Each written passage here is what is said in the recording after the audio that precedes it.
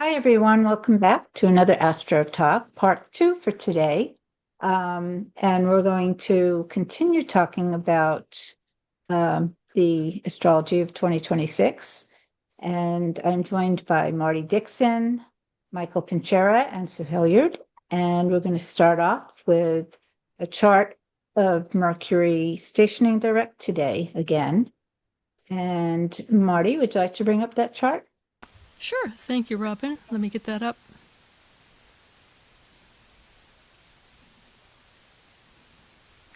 Cannot find my share button. Bear with me just a moment. Oh, yeah. Down on the bottom. Zoom has moved stuff. Yeah, they moved it. There's no green there. It's not green anymore, but it's right in the middle at the bottom.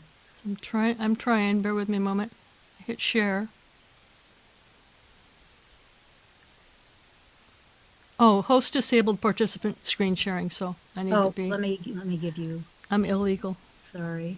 Okay.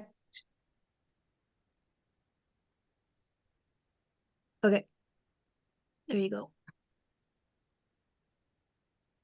Mercury stationary. It's not going to let us forget. No. Y'all see that? Yes, Yeah. ma'am. Okay, I'm going to go like a locomotive. And thank you for this opportunity. So Mercury's direct today, actually on the 20th.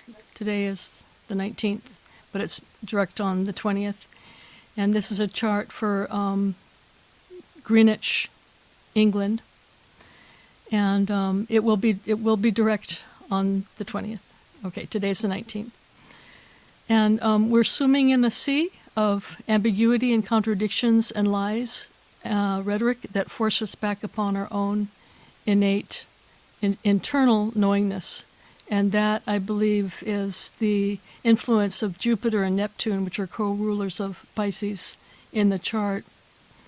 And we are going through what could traditionally be called an initiation right now. We haven't been here before, and we're on trial to see what we come up with in a human context.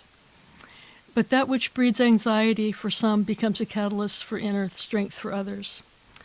Jeffrey Green, my teacher, taught us in the 90s that there is a difference between belief systems Jupiter and direct knowingness Neptune, and that the crux of evolutionary astrology is realizing that all true human evolution as we know it today takes place through the emotional body. So whatever we're experiencing today in terms of confusion, confusion and anxiety is part of a initiation of the emotional body into transitioning to a better understanding, a higher consciousness. And that's what I'm going to talk about tonight in the time that I have. Neptune, being the queen of the water signs, holds the key to not only the impulse to spiritualize, but to deep, eternal emotional truth, as evidenced in nature. And what Neptune, with the preponderance of Neptune in our skies, in our chart right now, and in our skies, we are really very much affecting the emotional body and gaining understanding and lessons on a somatic level, which then becomes part of our DNA. We are internalizing the lessons more than ever with this Mercury retrograde and Mercury direct. The bottom line in Neptune transits is the ongoing evolutionary nature of the totality of all consciousness on Earth and how this comes into the individual consciousness of the soul. That's what Jeffrey taught us, meaning that every Neptune transit, and we're in a big one right now, as you can see by the, let me get rid of this. You can see by the chart, bear with me a moment. Trying to get my, okay. As evidenced by the chart, we're in a huge Neptune stellium right now, and that is affecting our emotional body and our evolution here on Earth, individually and collectively, whether we know it or not. Jeffrey also taught that, contrary to popular opinion, great effective evolutionary change will not take place through collective enlightenment, but through evolutionary necessity, in which we will all have no choice but to change, starting with the individual, and we can see that now. We are being forced back upon our deepest personal internal compass, that which points toward the greater good for the greater number of people, fundamental, basic natural law, and the truths of compassion. And I thought it was interesting to notice that compass is part of the word compassion. And he spoke a lot about the internal compass and the days that we're living in today and how we're going to have to go within and just meditate and pray and dream and find our inner truth and stand in that truth and ground and center in that truth, because we're in a sea of lies. We're living in a sea of lies and propaganda.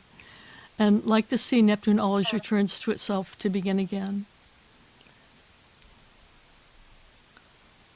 Okay, bear with me just one moment. I've lost my bearings because Zoom has changed its settings. But anyway, Mercury stations direct on the 20th. Mercury, that mightily underestimated little planet, is very important at this time. Our current administration is trying to buy a CBS 60 Minutes merger with Paramount and Warner Brothers and Discovery Channels. I'm not going to go into that. You can read it for yourself, but the current administration is trying to control our airwaves, and it's trying to control our most popular news and media and entertainment stations. They're trying to basically buy them out by a private company called the Ellisons. And we need to know that because that's Mercury ruled. CBS just has recently installed a nightly news anchor that is what you might call sympathetic or apologetic to the current administration. This is why independent journalism is so vital to our democracy. Mercury. It is one of the three pillars of a free people. Independent Congress, independent federal and state judiciary, and independent journalism. That mighty little planet is very important. It has gone direct. I think we're going to see some results from that, because the people are uprising and the people are vocalizing and the people are uniting and the people are speaking out. Okay, Canada, interestingly enough, is already able to air some of the independent U.S. media that has been censored on our end, that has been censored in the U.S., so that's a first. And then, of course, a war has been announced for the first time with Iran that has never been and has been declared by white Christian nationalist agendas without the approval of Congress. Marty, yes, I just wanted to make a point. Jim Acosta has gone independent. Yes. Yeah. I'm not sure what the reference was to him about being censored. You've got him underneath the. That's just one of my notes. He hasn't been censored. Okay. We don't know. He was, and that's why he went. That's why he left. Right. He was being censored by CNN, which was a CBS affiliate, but he left them because he knew about the pending merger with a private Trump-bent private family company, which is happening as we speak. Censored. Yes. So he is independent. Yeah, he is an independent now. But yeah, you're right. He was the reason that he left. I mean, he's been gone a couple of years now, hasn't he? No, not that long. Only 2 months. I mean, that's he 6 left months? at the beginning of the year. I think it might have been January at the beginning of this year. Yeah. Oh wow. Huh. Yeah. I thought it was Yeah, okay. It's pretty recent. Yeah. Okay.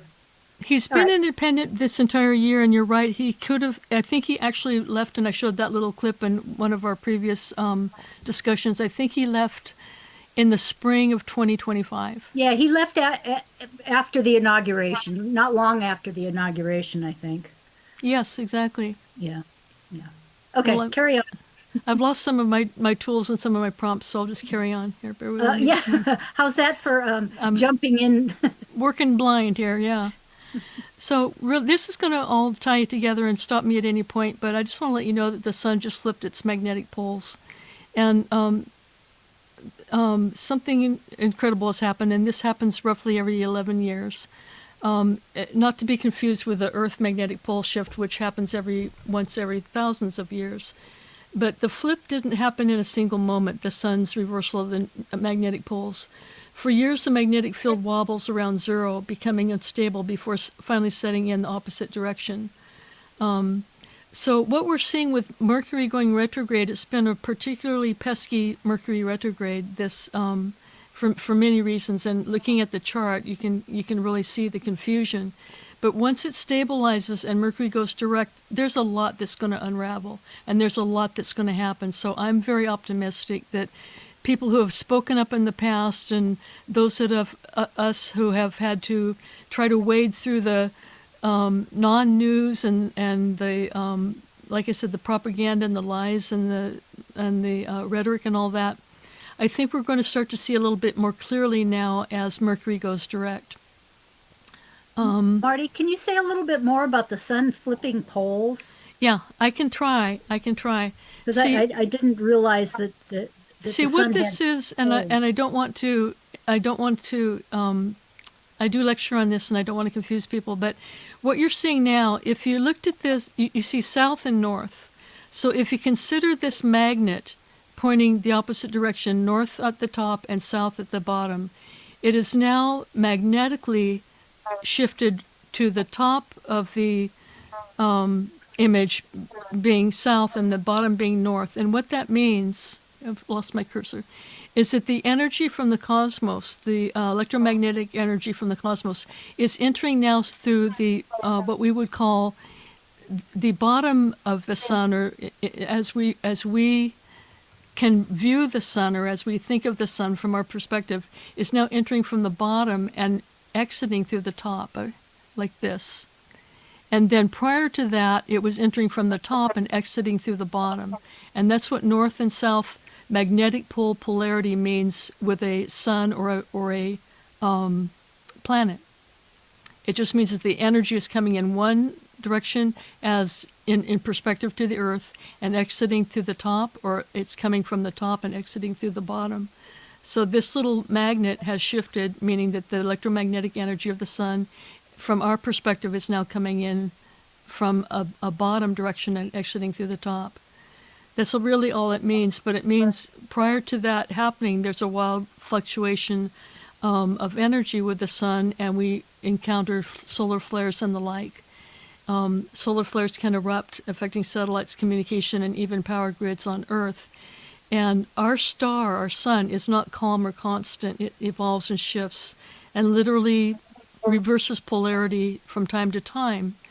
And this cosmic transformation just happened while we were living our everyday lives. So Mercury rules magnetics, it rules information, it rules how we receive information.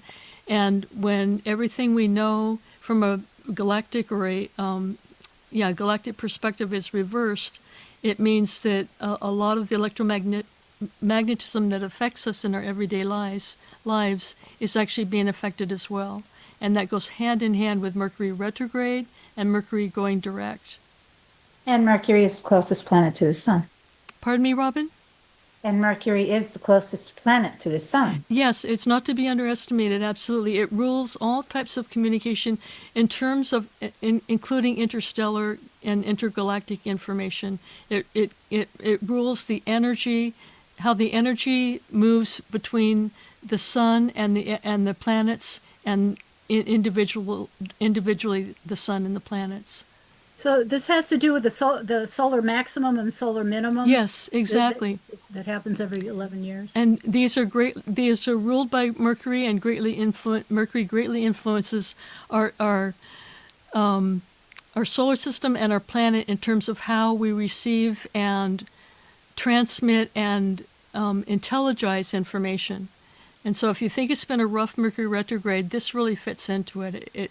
We had a magnetic pole shift on February 24th. And nobody knew. Interesting. I think it really affects everyone's nervous system also. Yes, it affects much more than we realize, that's for sure, or are willing to realize. Bear with me just a moment here. Fascinating. Okay, cool. Trying to find... Learn something new every day. Yeah, it is interesting. It does figure into it. It really does, because Well, I'll continue, and this will explain it a little bit better. Mercury and Mars in Pisces approaching Neptune in Aries is learning to read the signs and signals that are all around us. So Mercury is not only language, it's signs and signals and symbolism. Let's go through here. The basic tenet of shamanism is that there's a spiritual counterpart to everything physical or observable in our universe, which means that whatever we're experiencing here in our countries on Earth is mirrored in the heavens. So if you think that the sun flipping its magnetic poles on February 24th was interesting, it goes hand in hand with the communication and the way that we're receiving energy and messages from interstellar space. That's Mercury. It's not only our television stations and our radios and our internet, it's interstellar communications as well. There is always a spiritual Neptune aspect or counterpart to everything that we can perceive. So basically what I'm saying is get ready for more satellite, internet, and power outages, because this is only going to continue. This is like a shot across the bow. And as above, so below. So the Carrington event of 1959 was the most intense geomagnetic storm in recorded history in 1859. During solar cycle 10, it created strong auroral displays that were reported globally, and it's caused fires in telegraph stations and shut down our only form of inside the country communication. And we've been experiencing a profusion of northern lights that we've not seen the like of before. Last winter, where the electromagnetic field came down as far as Texas, and the northern lights came down as far as Texas. Earth's magnetic field is weakening and fluctuating, and I don't want to confuse anyone, but nature balances, and what's happening, what scientists are finding out is that there's an inner core of the Earth that's spinning in the opposite direction of the Earth that is trying to keep the Earth balanced, so to speak. And it's also cooling along with the outside of the Earth warming. So there is a nature represented by Neptune is doing its thing, but we're in for a wild ride because I think this last Mercury retrograde was just a sample of things to come. And real quickly, Jeff referred to the higher mind as being the big brain or the cosmic brain in inner space, connected to our little or individual brains, and that some could tune into and read the signs and signals that are all around us. That's going to happen more and more. Absolutely, no doubt about it. We're going to be receiving more Uranian sudden messages and Neptunian messages in dreams. And he prophesied this in 1973 during the last Uranus-Neptune conjunction. And then I think it's really interesting to point out that the Venerable Bhikkhu Panakara, who was one of the peace monks walking for peace in February, from October till February of this year, last year into this year, taught mindfulness. And mindfulness is ruled by Mercury. And mindfulness and the Buddhist practice is ruled by Mercury. Mercury rules the Asia and the Oriental practices of Buddhism. And it's focusing on one thing at a time, learning not to overreact or overattach to matters, but to practice quieting the monkey brain. This is interesting because I think we're going to need to use more and more of this in the days to come. And then I can get into Uranus in Gemini, but I wanted anyone who wanted to comment on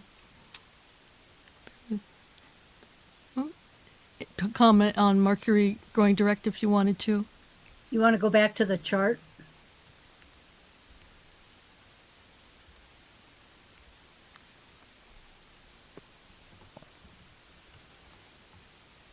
Anyone? Well, let's see. Give us a minute. Here's Lucifer, Sue. Right, I know. Retrograde. Conjunct the South Node. We talked about that today. a little bit this afternoon. Retrograde. Yeah, retrograde and about to, and then it'll turn direct and go back the South Node and Lucifer will meet again. So that's huge. I mean, it's retrograding to about 4 degrees Virgo, and I think it's April 5th it goes direct again. So it's retrograding and then going direct on this point. And what that's doing is that's really instilling. It's really encoding the lesson upon our inner knowingness in our hearts and our, we're really getting the lesson really good about how important Mercury and Virgo are. In regards to Mercury going direct, it's going to be moving away more from the South Node, and then of course coming up to Mars, and then later on into Aries. And so it's like the lessons learned, the things that we had to go over again while retrograde, will now be called to put into action, and with Mars in Pisces, when Mercury touches it, it's really calling forth for, more compassion, and more service to others. Really looking for that. And, of course, people who are living in, antipathetically to all that, it'll just become, they will be the ones acting more out of confusion. Yes, and Mercury and Mars were conjunct last week, I think, and then Mercury will catch up to Mars eventually, but I think that's not for a couple months, right? Mm-hmm. I think it's maybe in Taurus. Mm-hmm. But yeah, I mean, definitely the all this war talk has definitely proliferated with the Mercury and Mars conjunction. Mm-hmm. But you're right. We do need to take a page out of Pisces' book and bring in some compassion and think about other people. Anyone else want to comment on this chart? Let's see. We talked about Lucifer, and Lucifer is many things, and many of us have spoken about it. But basically, what it is it's where we believe we can't evolve, where we're told a lie. We can't make it. It's hopeless. Give up. A lot of us feel that way right now. But I can tell you, if you find your voice, and a lot of us are finding our voice right now, and you speak up, even if it's to your neighbor or your friend or your family, just have that discussion. Speak your truth. Keep it up. You're going to help to, break down these barriers and these walls of confusion if you just do your part and find your voice and speak up and have those hard discussions and enlighten yourself and educate yourself. Anyone else? Want to move on to, let's see, Uranus to Gemini? Sure. Yes. Okay. I've lost my controls, folks, so I'm working blind here. I don't know what I'm looking at or how to find my way. But anyway, you see the astronaut slide? Yes. Okay. So the Aquarian perspective, go ahead. No, go on. The Aquarian perspective is the higher mind or the higher perspective. And of course, after this is astronaut Garen, and after spending 178 days aboard the International Space Station, Ron Garen returned to Earth carrying something far heavier than mission data or space equipment, a completely transformed understanding of humanity. So what we're going through right now with all of the transits, and especially Mercury going direct, and especially I'm going to need to just spend a minute or two on Uranus in Gemini, is monumental. We're gaining a higher consciousness on a not only individual level, but I believe on a quantum level. I think it's going to affect our entire planet. And I think that the fact that war has been declared in Iran is going to catalyze people to say no. And I think it's going to have to be stopped. From orbit, Earth does not look divided by countries or borders. It appears as a single radiant blue sphere. Garen watched lightning storms stretch across continents, auroras flowing like living curtains over the poles. He says, yet what struck him most was not Earth's power, but its fragility. The atmosphere protecting all life appeared as a paper-thin halo, almost invisible, yet responsible for everything that lives and breathes and survives. So we're on a survival level right now. We don't want war. We want to correct what's wrong in our current administration, and we want principled rulers, and we want the rule of law, and we want to all live together. Like Michael just said, we need to learn together in terms of calm and compassion. This experience for Garen triggered what astronauts called the overview effect, a profound shift in awareness. The realization that there is no backup planet, no escape route. And without a healthy planet, nothing can exist. Basic conservation, which the Hopi teach us about, is to conserve your planet. Otherwise, you won't be here. From orbit, pollution has no nationality. Climate recognizes no borders. Seeing Earth from space did not make him feel small. It made him feel responsible. Because when you truly understand that we're all traveling together on the same fragile cosmic ship, the idea of us versus them quietly disappears, replaced by one unavoidable truth: there is only us.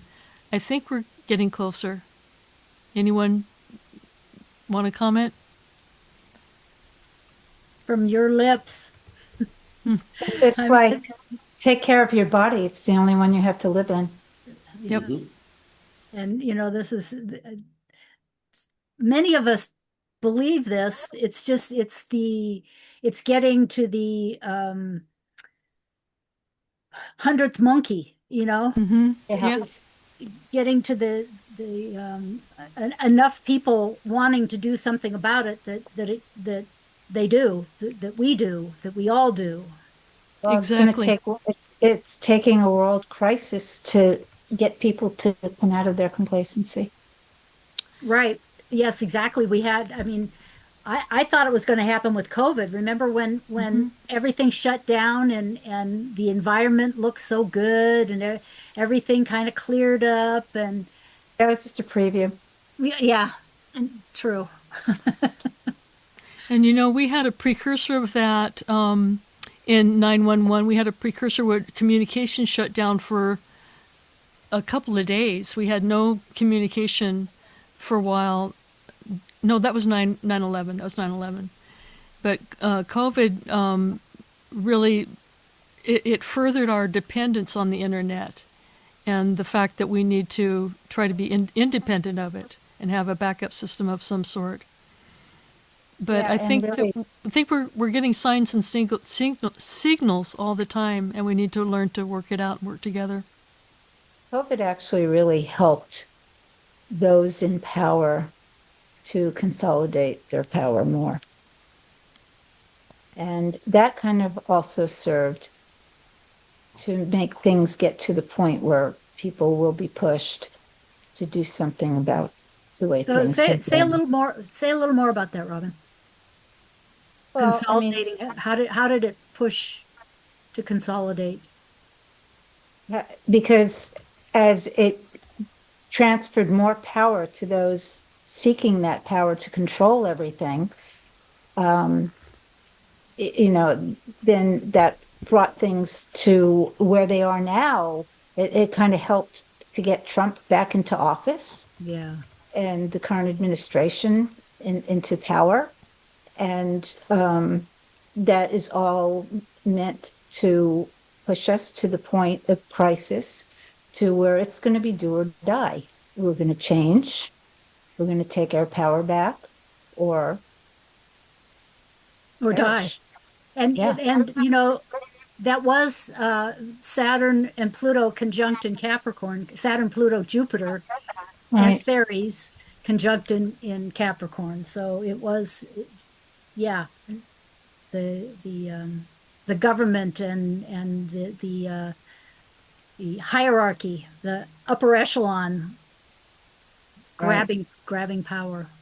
Yeah, this is it. This is a time where we choose as a species to save ourselves or not.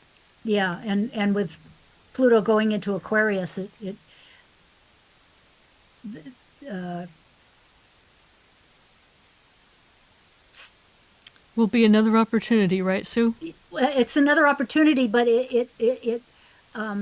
I'm trying to think of what the word is. It spreads out the power rather than conglomerating it, rather than pulling it all together in one area. It spreads it out, and Right. It actually kind of does both because it also rules it rules the internet and it rules artificial intelligence and technology. And all of this technology is actually giving more power to those who are seeking to take control. But at the same time, it's doing the opposite, where it's also giving everyone more access to information. All the, Pluto or any planet or any body gives to us. It's really everyone is affected. And it depends on our own state of evolution, our own state of soul, our own motivations. And so Mhm. just as Trump and the gang and Netanyahu and the gang they're empowered also, but for their own Right. aims. And so, Yes. the thing is with everyone else, because there's a great deal of dismay. People, it's like going through a trauma and everybody's in shock. It's like gathering ourselves to act. You know, Right. that's where we're at. And also having to weed through what's accurate information and propaganda. Yeah, for sure. Not everyone seems to have that ability. Yeah. Well, we're learning each of us to be strong and grounded and centered in our truth. That's for sure. So we're encountering and absorbing a tremendous lesson on a soul level that I don't think will ever leave us individually or as a species. It's becoming ingrained. Hmm. So, do you want to move on to Uranus to Gemini? Yes. So, keeping this in mind, the Aquarian perspective, we're going to move on to Uranus and Gemini, and I hope this makes sense. Uranus occupies a sign for roughly 7 years. The last time it was in Gemini was 1941 to 49, and it will trine Pluto in Aquarius and square the nodes in Virgo. Uranus is widely conjunct its own north node in Gemini. Here's Uranus north node right here. Here's Uranus in Gemini, direct, conjunct Venus in Gemini, direct, and they're coming into they're approaching the north node of Uranus, which is very auspicious and very interesting. The planetary ruler of Uranus in Gemini is, of course, Mercury. There's Mercury again, and I think that we give Mercury a bad rap. We kind of overlook that little planet, but it's incredibly powerful, and without it, and without our internet and our phones, and our satellites and our news systems, we'd really be in the dark, literally. So we need to pay attention to it. This generational signature of Uranus and Gemini, whenever it is there, can be indicative of individuals who have a very high antenna, what Jeffrey called the little brain connected to the big brain, or the big brain in outer space. People born during this time tend to have an influx of, you might call, electricity to the brain. They're really plugged in. And I'll give some examples of that from the past. Jeffrey lectured on Uranus-Neptune conjunction from 1993 to 1995. Let's see here. Uranus Aquarius. Okay. He said we're not dealing so much with people going crazy, but the fear of going crazy. And so he's what he's saying there is stick together. relate with each other, be strong with each other, have compassion, support each other, find your truth and stand in it, so that you're not alone. You're not alone. You're in good company. You're not going crazy. I just want to mention that there's another significant alignment, or a rare Neptune-Pluto trine that's occurring from 2024 to 2028 that really just emphasizes this whole story. And it's peaking with Saturn-Neptune in Aries from, of course, 2025 to 2026, signaling major societal shifts and new beginnings for humanity.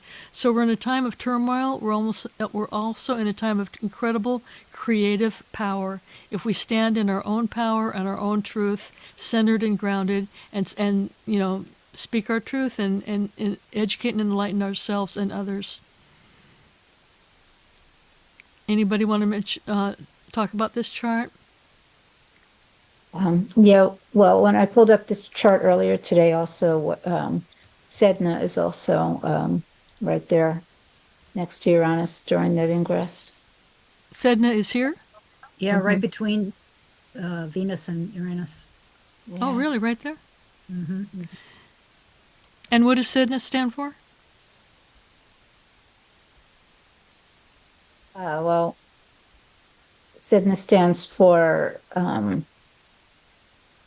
regenerating ourselves through trauma,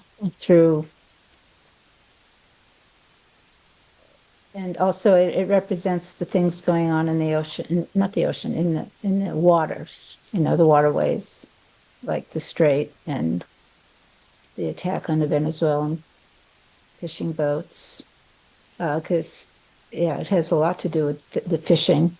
So it especially has a lot to do with this Venezuela, which led to what's happening now. Mm-hmm. Well, With if go ahead, Michael. Yeah, well, Uranus, I just want to talk about Uranus going into Gemini. On Donald Trump's chart, Uranus is already in his 10th house, and it'll be, once it goes into Gemini, of course, it's got a little ways to go to be really conjunct, but it's in the same sign as his sun, and his Uranus, I believe. And his North Node. Okay, and so this is really, this is definitely. I mean, we can all see it coming, right? I mean, I've been talking about this since 2016, but it's really a great example of the tarot card, the Tower. He's just gonna, the lightning will strike, eventually, but karmically, there really isn't another way for this to go. No, he came in to be the shit disturber, and he's done a really good job of it. Right. Catalyst. Yeah. Right. They can only last so long. Right. Mhm. Well, yes, because it's all, it's his only thought is about himself and his money. And eventually that will come back to haunt him. He has a Venus Saturn conjunction in Cancer, and I think that's going to be his consequences. Hmm. Although his progressed Saturn is in Leo and Pluto is opposing it now, so I think he is. I think he's starting to see what consequences.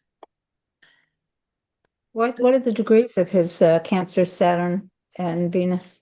20 24 and 26. Yeah, 23, 25, some. Yeah. So that square won't that's happen neat. for quite a while. No.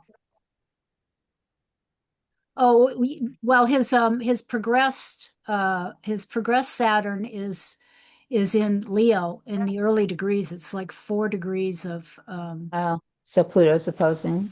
yeah. Yeah. Exactly. Jupiter right now, I mean, it's coming up to his Saturn and Venus. Mm-hmm. Yes. But, it's just gonna, he's already overblown, right? So this is just gonna really put things out into the airwaves.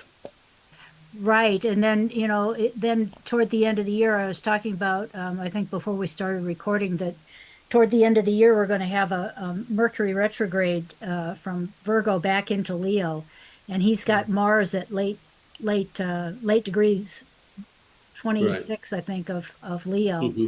right Yeah. by his Leo ascendant. And I think that may be a source of, mm, oh, I don't know, a culmination, or, it's the grand finale, or, the, The final blow. I don't know. yeah, Aren't there maybe. any eclipses that are going to, Well, yes, the eclipses will start Mhm. occurring. I mean, we just had, actually, we just had the solar eclipse in late Aquarius, and that was opposing his Mars and ascendant. And I think, and before that, we had the lunar eclipse, not this just recent one, but the one before was square his lunar eclipse. He was born on a lunar right? eclipse. And so Mhm. we had that, and I think that's when That's when very it's, foretelling. yeah, when things started, it was a crossroads. He could either, you know, go one way or the other. And he made his choice, and people started, I think that's when the tide started turning against him, was with Yes. that original eclipse that would have been 6 months ago, Mhm. approximately. And then this more recent one was opposite his sun. And so when the nodes move into Leo and Aquarius, the eclipses will be in Leo and Aquarius, and Mhm. will, I think that'll take him down. yeah, that'll go through his sixth and 12th house. So, there have been questions about his health, and my sister says that he always shoots himself in the foot, and I think that's his Mars in the 12th house, right by the ascendant, where he blusters and does all this stuff, and then it blows back, and bites him in the Mhm. butt. Yeah. And his Pluto's in the 12th too. Sorry, didn't hear what you said, Michael. His Pluto is in the 12th also. That's, yes, good point. Yes, that's true. His Pluto is about what, 10, I think, Yeah. 10 degrees of Hmm. Leo. And Yeah. so, he'll have the Saturn, the Pluto transiting Pluto opposite his Saturn a couple of times, because it'll turn retrograde and go back over it, and then come back over it. And then as it moves on, eventually it will oppose his Pluto, and Hmm. Hmm. we can only hope what that means. What degree is his Pluto? 10, And some 1002. Okay. yeah, and his let's see, his, yeah, 10, yeah, and then his progressed is, I think, 12, maybe. Mm. Yeah, 12, 14. So yeah, so he's I think he's got some reckoning coming, and God, we can only hope that, we have something left to. Well, no, actually, what I am holding on to is that, as I've heard a number of political pundits saying, we need to dream how we want our country to be going Mhm. forward, because we're going to have to start over, basically, or we're going to have to, do a lot of repair, and Yes. renovation. And I think that goes perfectly with the Saturn Neptune conjunction. Hmm. Yeah, I mean, we know it has to be something radically different from anything we've had before. Mm. Hmm. Yeah. Yeah. Yeah. Radically different and, radically to the root. Radically means to the root, radix. Mm. And, it's like the real, the truths of what the intentions were for, the Yes. foundations of the government, And the USA Sibley chart is having a Uranus return as well. Um, so that will be that definitely part of it. we'll be seeing. Midlife crisis. Or a full life crisis, I think. Yes. Along with the Pluto return, we also have a Uranus return and a Neptune opposition and a Chiron return. I mean, it's like it's all happening all at once for a purpose.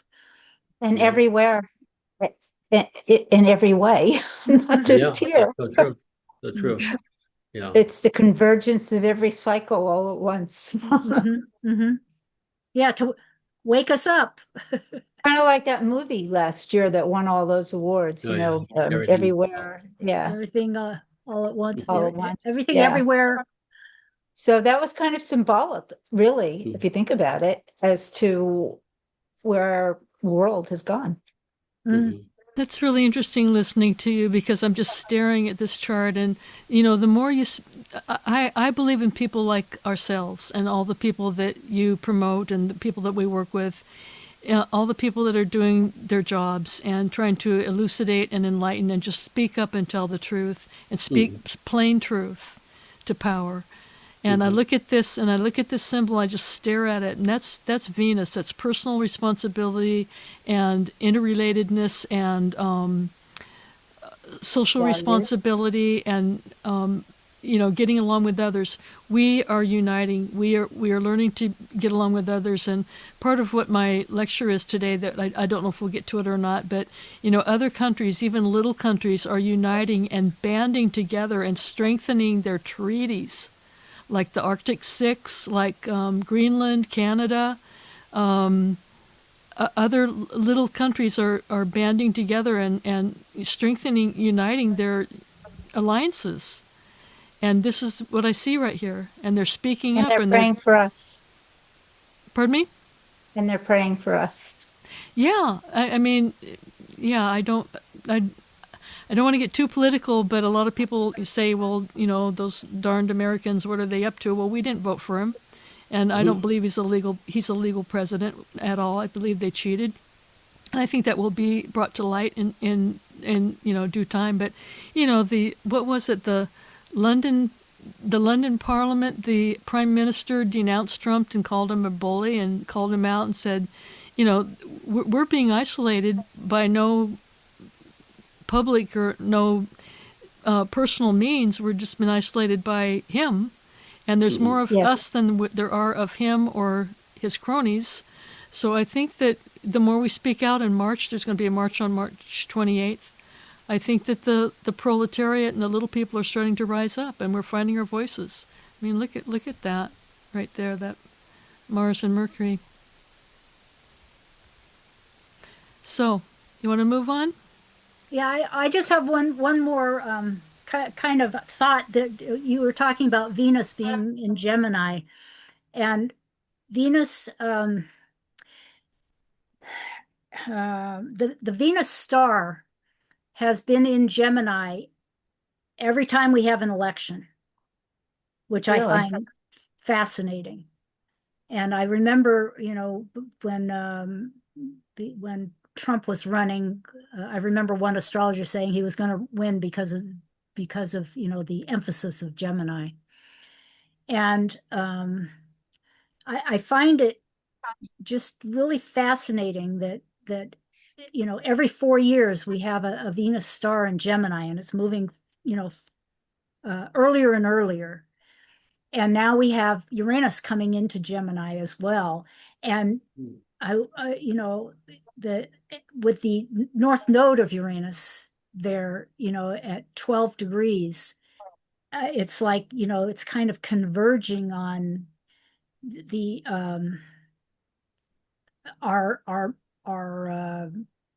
our memories, our long-term memories of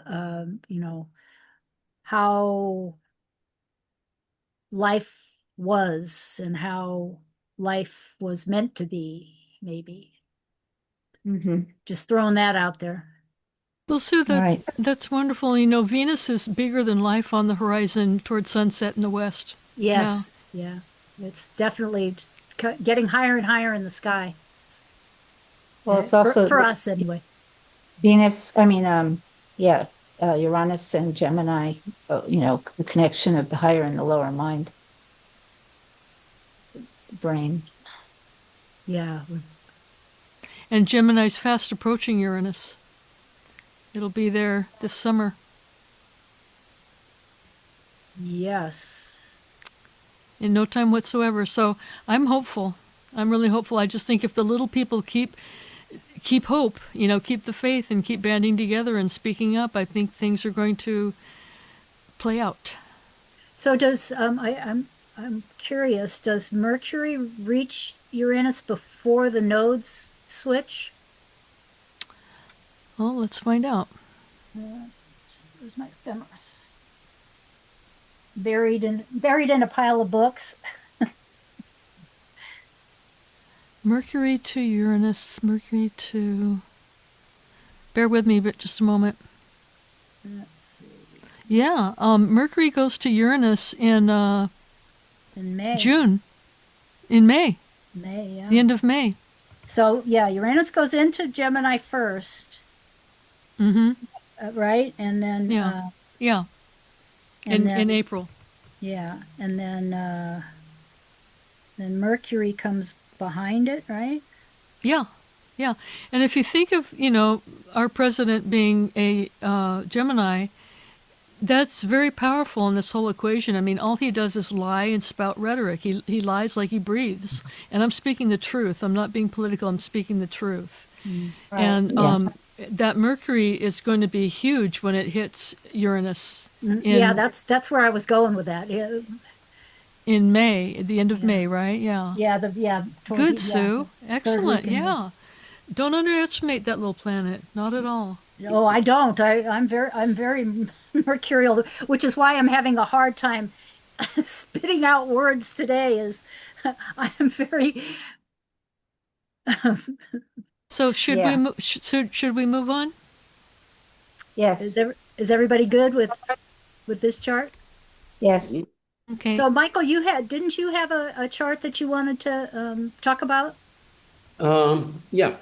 Do you want me to end the show? Are you Yeah, at a what do stopping we point do? here, Marty? Well, let me go to the next slide. Let Michael find his place, and let me go to the next slide. I'll just say that. Okay. Yeah, definitely finish up with the Uranus into Gemini. Yeah, give me just 1 second. Let me find out where I am here a minute. It's funny when you lose your tools, you don't know where you are. But anyway, we're flying blind. But anyway, one thing I want to show, if I get to that point, and I don't know if I will, is I want to show a group of charts from people that were born between 1941 and 49, and what tremendous minds they were. I don't know if I'll get that far or not, but that's what I have next.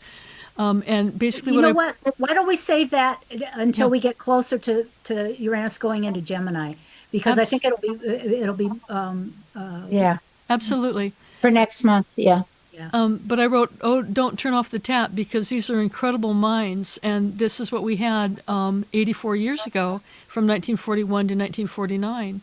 And Uranus did transit Gemini briefly. It visited Gemini briefly from July to November of last year. So that was a little precursor there. Good to know.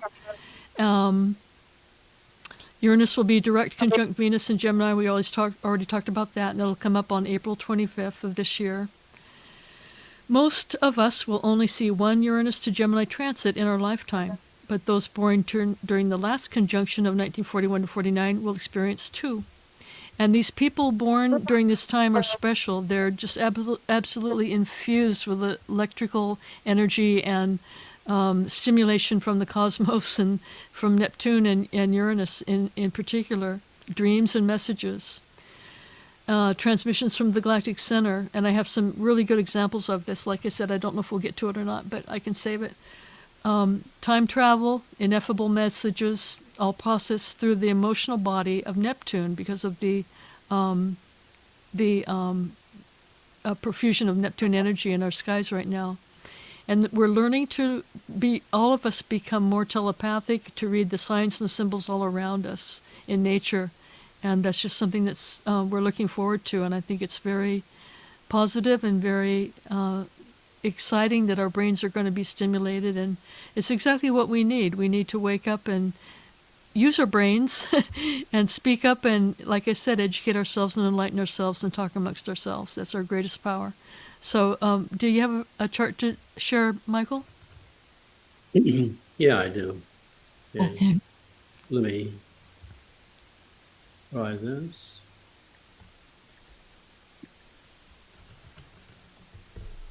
Okay.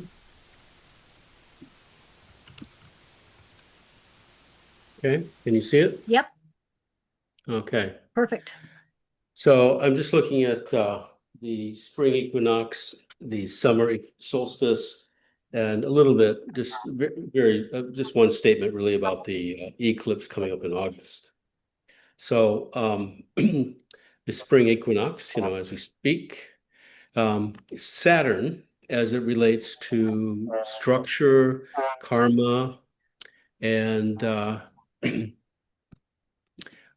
responsibility, okay, fuses with Neptune, dissolution, vision, collective, the collective longings, okay?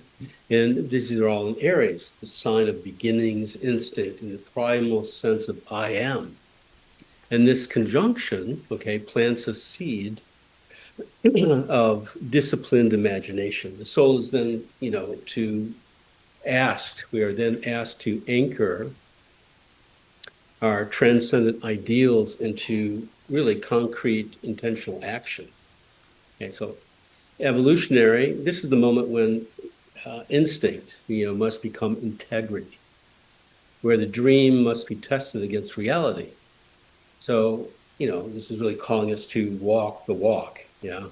And so what we have established as our identities, our definition of how things work in our lives and in the world is, it's being washed away, dissolving, before our very eyes, as our awareness is, we're being inundated with the illusions and deceptions and the lies, as we were just talking about, they surround us. And, perhaps live within us. Every person has to be very honest about this. And so even what we have intentionally worked on, worked for, has been, in many cases, taken away, leaving an emptiness. And in this emptiness, new inspirations for new ways of being, are pressing down upon us. And so the question is, will we be able to discern enough to see through the clouds? We've been talking about this. Will we be able to withstand the uncertainty of our lives? Will we be able to have the strength to act out of purity of heart, that Mars and Pisces, and towards what our values actually demand? Will we be able to withstand the onslaught of chaos in the world? So, these are questions that already came up. And if so, what will we create? This is the dreaming of the world that we want. So, so thinking about the summer solstice, Neptune then returns to the degree in Aries, to that degree, the same degree. Okay, so by midsummer, Neptune alone revisits the degree Saturn was in at the equinox. So without Saturn's stabilizing hand, the soul faces the danger of drifting into illusion, right? Or a collective glamour. The evolutionary challenge then is discernment. Can the soul hold the integrity that Saturn demanded now, at this time of the equinox? Or will it dissolve into confusion? This is a test whether we can stand on, for our own vision that's seated now at this equinox. What's purified of illusion and aligned with soul purpose rather than ego instinct.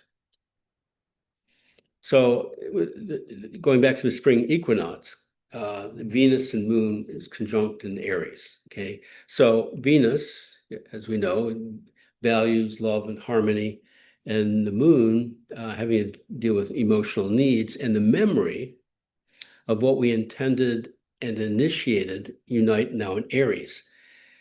And so Aries, this is igniting devotion and belonging that we have as an I am to express I love and I belong or I am loved.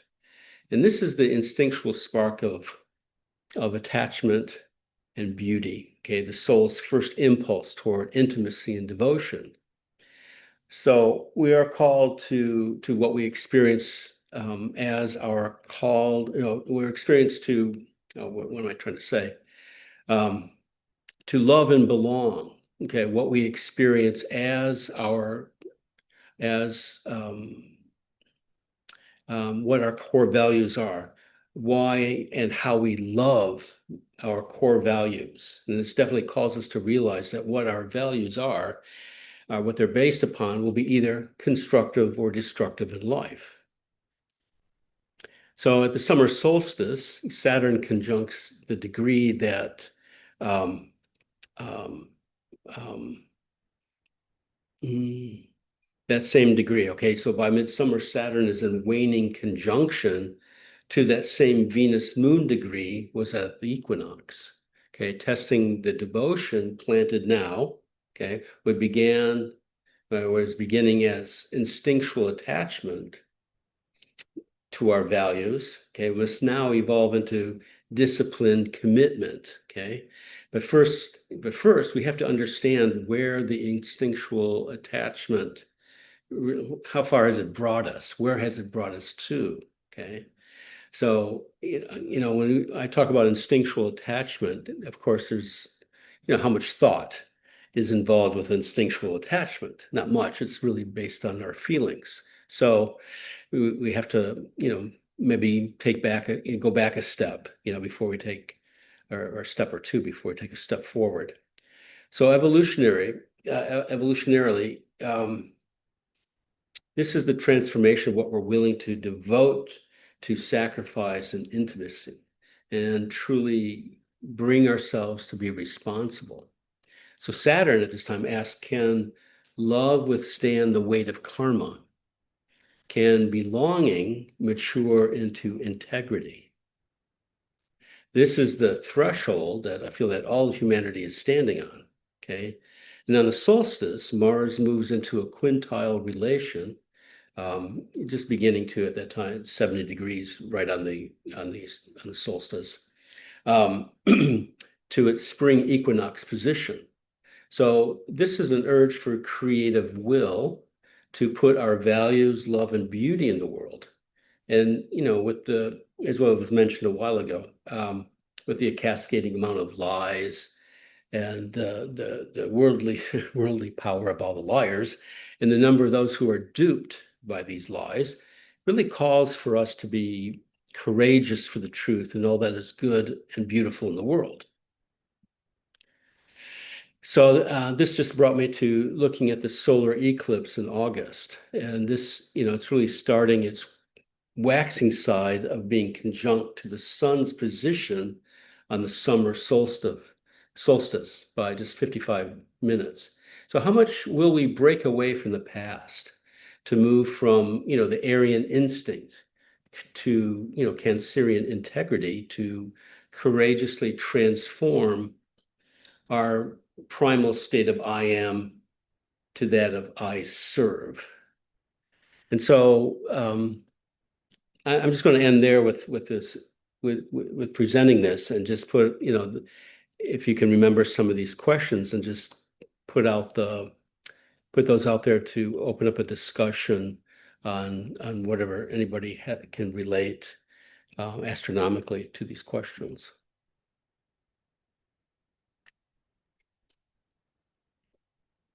I said astronomically, astrologically, of course.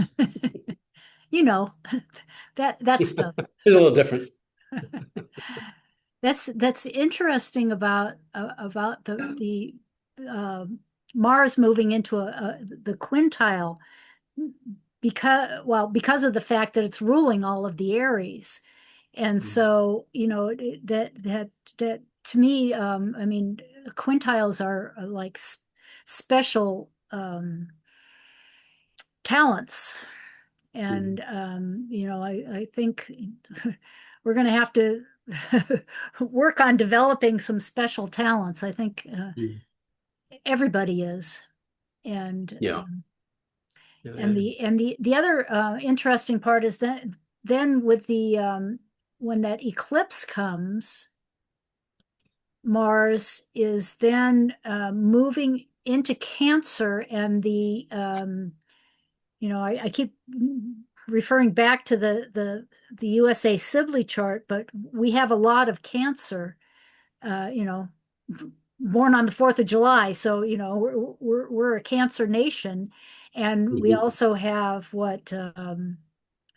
Venus and Jupiter, I believe, in early Cancer, or Venus for sure. Let me look.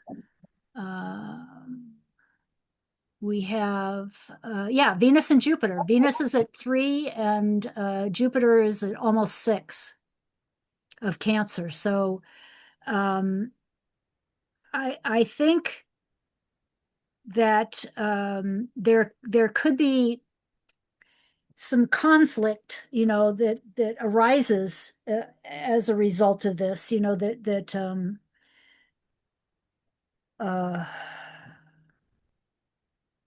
just seeing that Mars on the on the Aries point, at the beginning of Cancer, and in that eclipse, it's interesting. I mean, and again, it will still be ruling the Saturn Neptune, which is I think is the kind of the undertone of this year and following years is what where we're headed, where we're dreaming into reality. It'll definitely push us for growth. It'll, Yeah. it's Mhm. square Yes. from Yeah. It'll be the Aries opening to square. the Cancer. It'll, like really kind of catalyze us to move forward and grow. Yeah. Mm. Mhm. Yeah, and by then the nodes have moved into Leo and Aquarius. So Do you remember offhand what degree the next eclipse is? that's it. That's it. The Right there, 20. on the outer chart here The is outer, the the outer solar chart. eclipse Mhm. on what is it, August 13th? Oh, Yeah. 20 degrees. yeah, I see. Okay. Yeah. And it's not a really strong eclipse. However, Right. that point is where a Venus star was a couple of years Mhm. ago. Yes, I remember. Yeah. That was kind of an important Venus star. I mean, it made a statement. I remember that. Say more. I I don't remember too much of the specifics. Didn't that have to do with the Barbie movie? Right. Yeah. Yeah. That was the Barbie summer. That's right. You're right. Yeah. Yeah.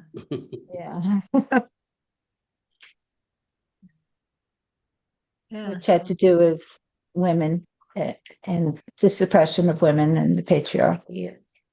Mhm. or so the astrological interpretation went.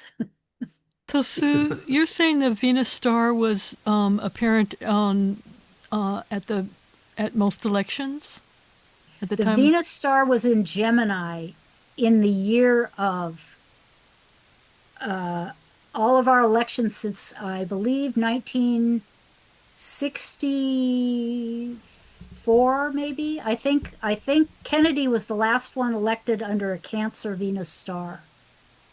I find that And very then interesting because elections have so much to do with information and news and propaganda, which mhm, is all so much Gemini. yeah. Well, I'm looking at Jupiter in the eclipse chart of August 13th. It's now in Leo, Right. and the it's it it transits there on the 29th of June. Oh, on the Venus of the On the Venus in summer Leo. solstice. And Solstice, yeah. from the summer solstice. And that's quite auspicious to me, because it looks like to me, I know that Jupiter in Cancer, in a world chart, is most of us feeling what we believe to be true. When it moves to Leo, we are creating our truth. Oh, yay. I'm an optimist. I believe that we're co-creating with Creator, and that we always have been meant to, and we've lost that power. We need to regain our own power. Mhm. And it's also very close to the planetary north node of Neptune, which is currently, I think, 14 degrees Leo, which Good is point. co-creation Yeah. with Creator and It dreaming. makes me think You of know- that image with all the people underneath the chessboard, and if we just stand up. Yeah, Mm. exactly, Robin. It's just you start to get a vision, you start to get a feel for what Michael has shown us, and we're dreaming right now. We're thinking, well, I'm afraid, I'm scared, but golly, maybe I'm more powerful than I realize, and we're coming to internalize that and really realize it. And I do see that maybe March 28th, with No King's Day number 3, that we might start to take back our power, and it's going to be unmistakable, because we're going to come out in the millions. Moon gonna is come going to up- be in Leo on that day. I remember. Yeah, we're going to come out in the tens of thousands until we're marching in the millions. The So you think we'll protests are get to only going to grow. 3.5%? Yes. But that Jupiter in Leo looks pretty powerful to me on the eclipse of August 13th, the Leo eclipse of August 13th. Yeah. Right, Yeah, it's I mean, bringing Leo- the Venusian, what we're loving and how we're really speaking our truth or living our truth, bringing it out into a shared public, shared experience, making it widespread. Summer of Love. Yeah. With a little clout this time, I think. Yeah, I think it'll be love and. Right, tough love. I Yeah, I revel in every voice that I hear on the internet, everyone who speaks up and tells their truth. I think there's one more, there's one more, there's one more. Mhm. And I think that we're going to increase in numbers and increase in volume. Mhm. And this power belongs to the people. We're going to create what we want in terms of our democracy. yes. I do believe. I totally. And- I'm on board for and that not- one. Not rest until we do. Right. Yeah. Although, and I, every once in a while when I'm starting to, I feel like I've been on a roller coaster ride. And, whenever I start on that down part where I'm starting to go, oh, I don't know, I can't, I don't know if I can do it. Someone who, like I listen to people like Heather Cox Richardson, who is Right. just a wonderful historian and brings, history into the present. And the other day I could tell that she was tired, and she was very honest. She said, sometimes I feel like just giving up, but Right. I want you to know that I'm feeling that way, but we can't. We have to.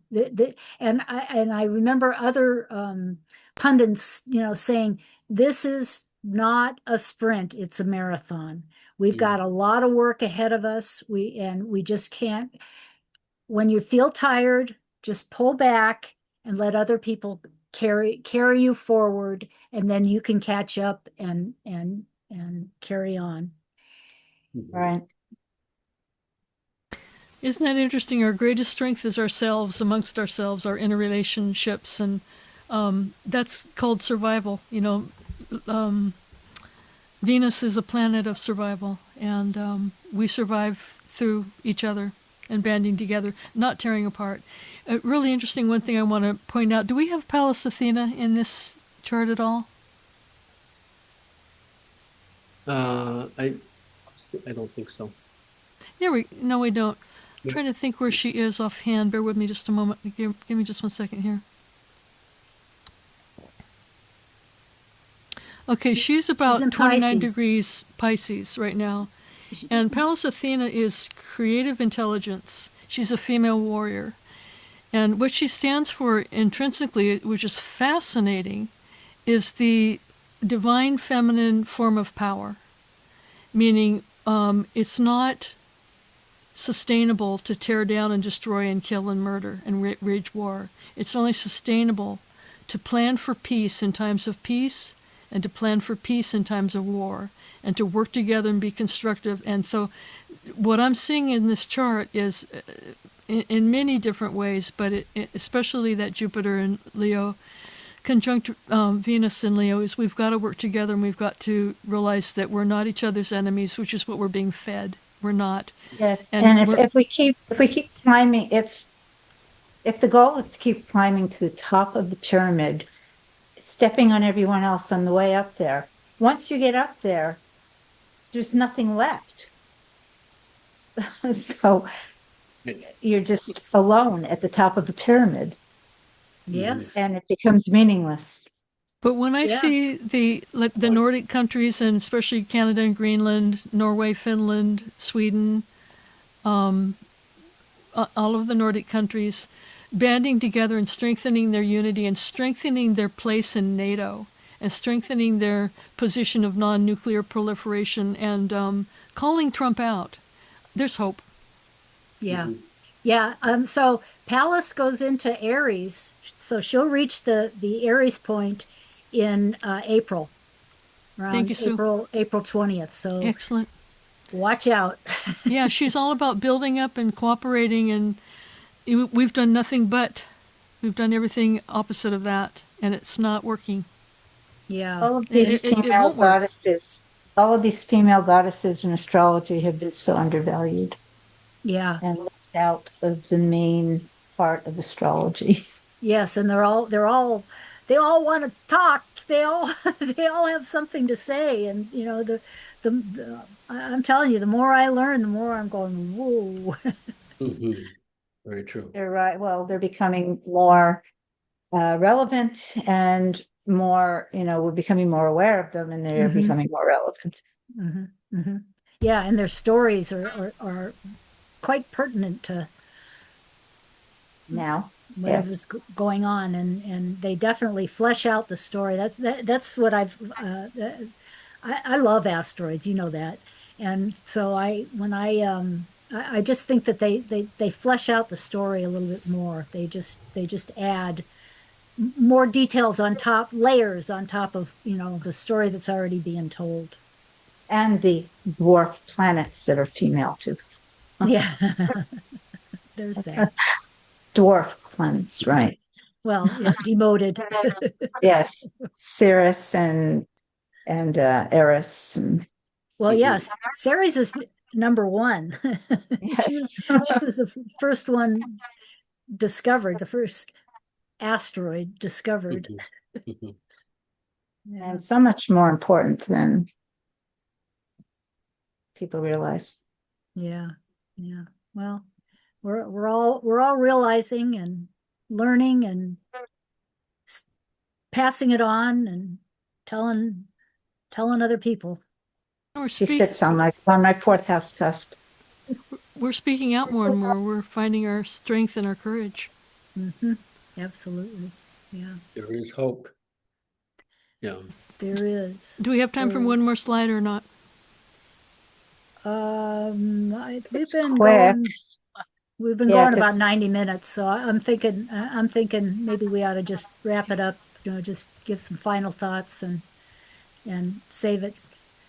And we'll have another one next month. That's Yeah, great. Thank you so much. It's wonderful. it is. I love getting together and doing these because everybody has their own perspective on it, and I love how everybody bounces off everybody else. Yeah, we inspire each other's ideas. Yeah, and Well, we have Linda Johnson to thank for that. that we do. That we do. And all of you, Thank all you. the rest of us, every one of us. So thank you, Well, on that ladies. note, Yeah. So does anybody have any parting thoughts? Keep the faith. yeah, keep the faith. Yeah. Don't give up. We can do it. Yes. Yeah. Like what I was hearing, if you need to take a rest, take a rest. Mhm. And Truth prevails. yep, that it will. Yeah, Yeah, I because think our voices are much stronger than we realize. I think and you're it right. does, it gets overwhelming at times, so we need to stop and take a rest and take a breath and step back and then regain our strength and jump back in. Yep. Okay, on that note, we'll see you all next time. Okay. Thank Great. you. Thank you. Bye-bye. Bye.